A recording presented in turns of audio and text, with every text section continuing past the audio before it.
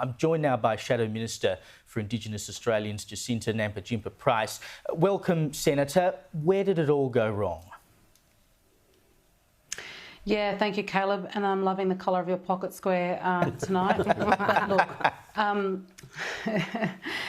look, I feel as though we could have absolutely sold our policies earlier than what we did do. And, you know, in order for the Australian people to understand what we were delivering, there's a lot that we have to convene at some point with my colleagues to come, you know, to determine where we'd gone wrong. I mean, obviously, for the Nationals, we have been able to hold our seats, and there's still counting occurring. We know that Andrew Lethlean did an amazing job in Bendigo, and that he might just get over the line in Bendigo. So we're pleased about that, but. You know, my concern is that there was, you know, perhaps the campaign was driven more by fear as opposed to actually drawing that line in the sand. You know, the National Party came out early when it came to the Voice, we stood firm, we drew that line in the sand, and we were determined, and I would have liked to have seen, you know, I guess more of that determination leading up to the election. Well, what was the thinking behind the delay in releasing policies? I just couldn't understand it, particularly when you had Albanese on the front foot since January. I mean, that's when the campaign started, essentially. And we have pre-poll voting now in record numbers. More than half the country went to the polls more than a week before election day. I mean, there's no point in waiting to release policies anymore. You have to be on the front foot. There wasn't enough time left to prosecute any of those policies, and a number of them were released and then walked back. I mean, it was a total blancmange. Who ever thought that would work? Yeah, look, and again, that is what we need to understand, you know, why it panned out in that particular way, why we didn't come out of the blocks earlier and when the gun was fired and put before the Australian people that we were the alternative government with the policies that we knew would support the benefit of this country. And I think, you know, I think we've all acknowledged that we didn't get on top of counteracting the fact that the Prime Minister largely defeated through a hell of a lot of mud, slung a lot of mud, you know, and we didn't call it out enough, I don't believe.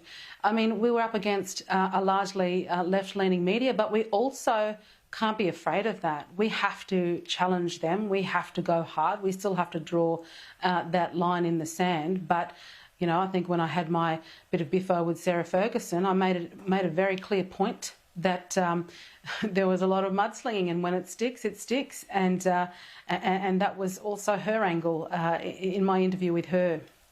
In terms of that mud being flung and it sticking, one of the things that surprised me was the lack of you within this campaign. And I would have thought after the campaign against the Voice, which you were integral in making work. I mean, this is an issue that turned from 60-40 for to 60-40 against. You campaigned hard. You were a large part of that.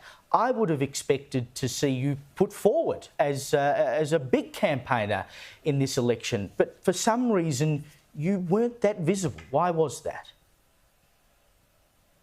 Yeah, look, there are those of us, I think, who would have liked to have taken, you know, a bit more of a prominent position with the campaign. Obviously, the focus is always on the leadership in terms of, you know, who are we arguing to be the best Prime Minister in the country, who will be the best leader of this country. And that was a fight between Peter Dutton and, of course, Anthony Albanese as well. You know, another really interesting factor I think we need to consider is just the effectiveness of Advance and their campaign. The fact that they've almost wiped out the Greens in the lower house. And we have to understand that sort of effectiveness because, you know, a lot of that was used throughout the referendum campaign as well. There's a lot that we have to consider going forward, and obviously, you know, convening with our colleagues to have those conversations and really learn from where our mistakes were. You say some of us would have liked to have done more. Were you instructed not to talk too much?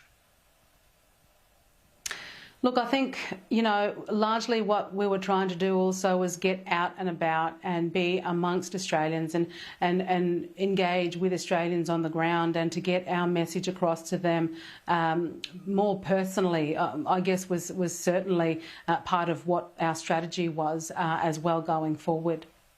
Can I ask, I feel like, and I can't see any way that this is actually a major endorsement of Anthony Albanese, because if you look at his record, I don't think anyone was rushing out to the ballot box to say, yippee, he's the best Prime Minister we've ever had. But was it essentially a message from Australia that Peter Dutton is unelectable? Was Peter Dutton an unelectable opposition leader? Well, again, I think it goes back to the fact that they smeared Peter. I mean, Peter's been smeared for years, even though largely with the responsibilities he's had previously, he's done his best to look after and protect Australians ultimately. But, they came at him from every single angle, from, his appearance to, a lot to do with his appearance, but also the fact that they try to make him out to be some sort of aggressive, horrible individual, when we all know, those of us that know him, that he is not that individual. But the Prime Minister targeted him. Labor targeted Peter Dutton. They absolutely were deceitful throughout all of their campaign. I mean, the Prime Minister stood there during the last debate and said, yes, he had broken his word.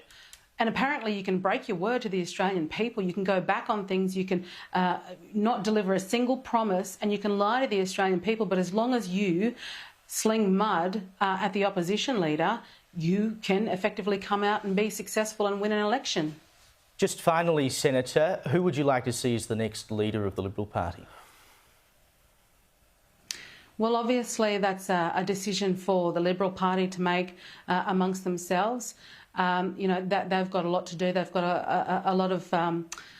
They've got to reconvene. They've got to gather themselves again. I absolutely wish them luck going forward and in making that decision.